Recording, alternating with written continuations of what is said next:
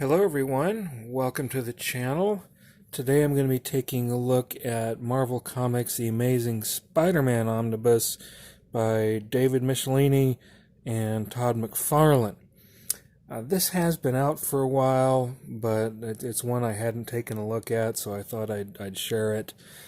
I'm not 100% positive that this is still in print. I think it may actually be out of print. But hopefully they'll do a reprint if they're not already planning on it.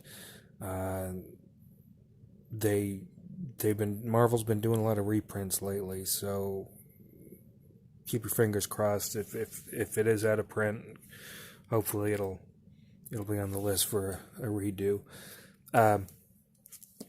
Here's the spine. It's a typical size Marvel Omnibus. Here's the back. This contains Amazing Spider-Man issues 296 to 329. It's got a pretty good binding. It's sewn binding. But there is I noticed when I opened it up, it doesn't quite lay flat. There is a little bit of a gutter loss to it. But it's not a deal breaker. Writers, of course, David Micheline, excuse me. Todd McFarlane does most of the artwork. Not all of it, but most of it. And this starts in January of 1988 and ends in February of 1990. So, right at the tail end of the 80s. So if you like that era of comic books, this one's for you. Here's 296 that it starts with. I remember having this issue. This is where he fights Dr. Octopus. He's got the black and white costume, and nobody knows that it's Venom yet. I'm not sure how far ahead that they planned the black costume to be Venom. But I do remember up to that point, I had no clue. It wasn't even a thought in my head as a kid as I read these. And I remember having this issue too. Just a big fight with Dr. Octopus. Here is this is Amazing Spider-Man number 298. This is one of the key issues in the Amazing Spider-Man. This is the first appearance of artist Todd McFarlane doing the pencil work. I am not big on the history of Todd McFarlane. Obviously, I know he did Spider-Man. I know he did his own run of Spider-Man. And, of course, he's done Spawn and lots of other things. But prior to doing this, I'm not exactly sure what he did. I thought he did do something else, like the Hulk or something like that. Maybe some of you can enlighten me as to what Todd McFarlane did before these issues. I really think it was Spider-Man that really brought him to the attention of everyone. Here we have, at the end of this issue, an unknown figure in black, and his hands turn into the black and white gloves of Spider-Man's costume. So, as you read this issue for the first time, you'd wonder, well, what's that? You know, that looks like Spider-Man's gloves in his costume. So what's going on? Well, in this issue here, we find out. If we head to the very end here, here we have the very first appearance of Venom. Now, at the time, nobody knew how big Venom was going to be. I mean, Venom has just blown up over the years. They even did a movie of Venom. That's how popular he's become. But at the time, it was like he was this brand new character. And I remember I didn't even know what to make of him. I was like, what is this? Some kind of monster? What? Here's the classic Spider-Man 300. Very iconic cover. A lot of artists have paid homage to this cover by doing their own covers in this style.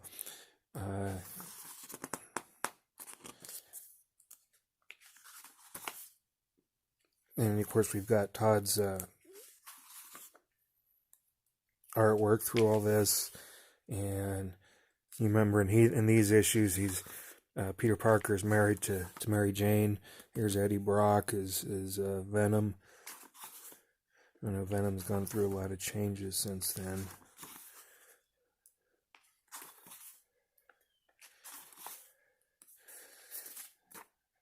I remember having this issue. See, they kind of did this one like the Spider-Man 300. I remember this pinup. Todd drew the webbings differently than anybody else had. He put Spider-Man in really kind of weird, spidery-like poses. A lot different than we were used to seeing Spider-Man in at the time. My understanding is that Marvel wasn't real keen on it, but they let him do it, and he made Spider-Man his own character, and totally defined the character the way he wanted to. Now, this is issue 302. I'll be honest, by the time this issue came out, I was out of comics.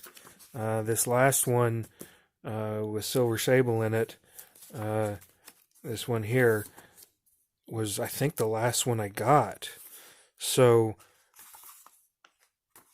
all these I never got to read until I got this omnibus. So, I enjoyed being able to get into these storylines and see what Todd was able to do with some of these characters.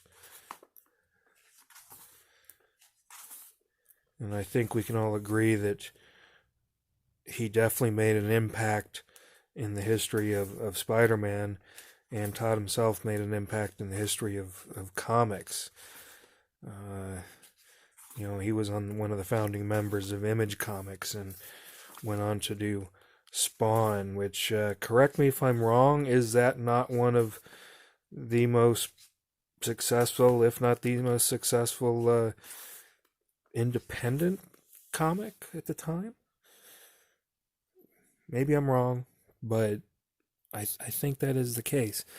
Now, for some reason, even though I was out of comics, I do remember this cover of the Chameleon. So maybe I wasn't buying them, but maybe I was still looking at them.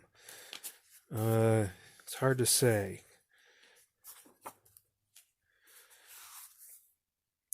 This has got good quality paper stock. So if you're worried about what kind of paper stock it has, it's really nice. I would say that if you're familiar with the Marvel Masterworks titles and how good their paper stock is, I think that you'd be pleased with this, because I think the paper stock is very much like that. Here's a Killer Shrike.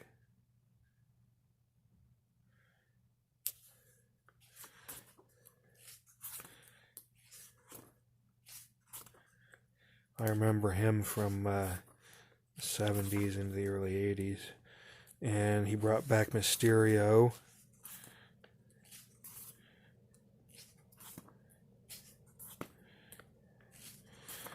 Now, Todd's got a very kind of cartoony look to his artwork, but I do like it. It's different. Oh, here's Green Goblin and Hobgoblin. And you know what? I remember this cover too. So Yeah, I must not have been buying them, but I was obviously still looking at them. Here's a Christmas issue.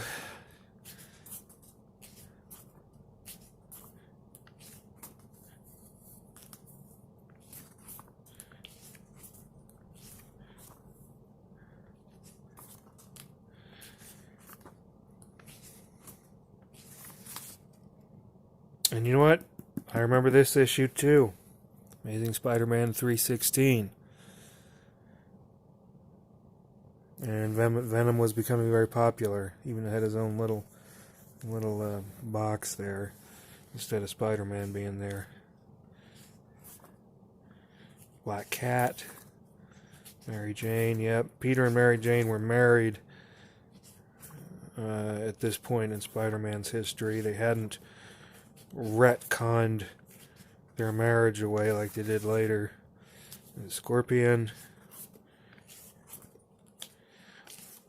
You know, I'd say there's a lot of good stories in here. You know, how many of you like Todd's artwork? I remember for me, it was a little jarring to see Todd's artwork because of just the difference it was from what I was used to. But it wasn't bad. And I kind of liked it. Paladin.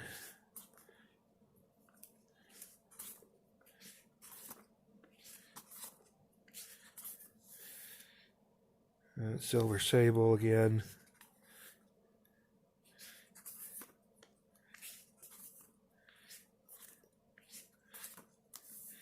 Is this one? You know what? I remember that cover as well.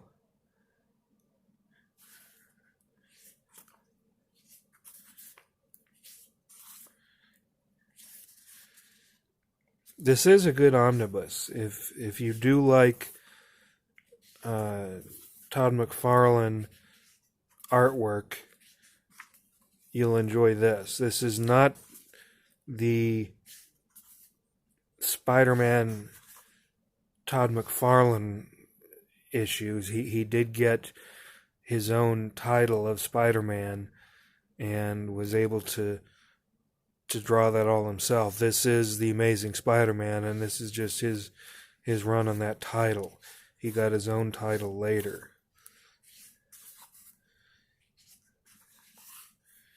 Let's see, some of these I don't remember. I love how Mary Jane had like really big hair back then. The 80s, and big hair.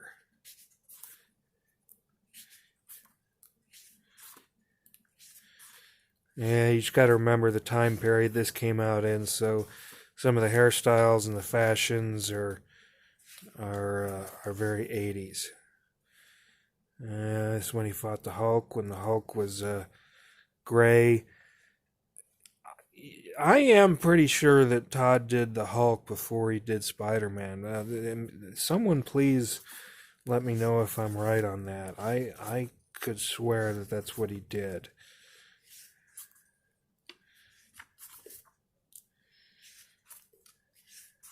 Now, how about extras? Well, we come to the end of the omnibus here. And here's some of the extras.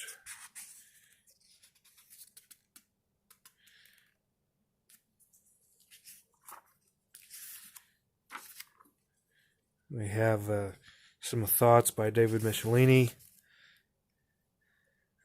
We have a poster by Todd McFarlane. Cover of Amazing Heroes reviews that Todd did. These are Marvel Tales covers, and Todd did these as well. So we got reprints of these covers. Quite a few of them. Lots of them, in fact. Look at all these.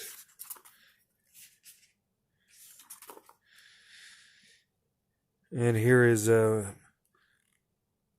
Marvel 1989, the year in review. Again, Todd McFarlane art. And Todd did the artwork here. Here's a pinup. Trade paperback cover of Spider-Man versus Venom.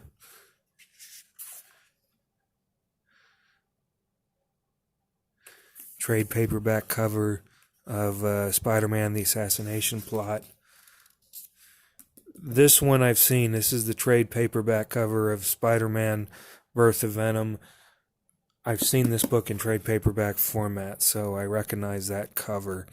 Here's a couple of just images of some of the characters from the official handbook of the Marvel Universe, and Todd did the artwork for these pictures. And here we have, this is the cover of the Omnibus, and this is the alternate one here. And maybe, and I think I'm right on this, and again, someone please correct me if I'm wrong, but I think there's a direct market variant of this that has Spider-Man in his black costume. I don't have that one, but I think that's the case. So anyway, thank you for joining me in my little trip down memory lane on this. Do you have any memories of these issues? Was it a run that you liked? Did you prefer Spider-Man's own title with Todd McFarlane, or was it all just, hey, this is all great? Please let me know your thoughts, and thank you for joining me. See you soon. Bye.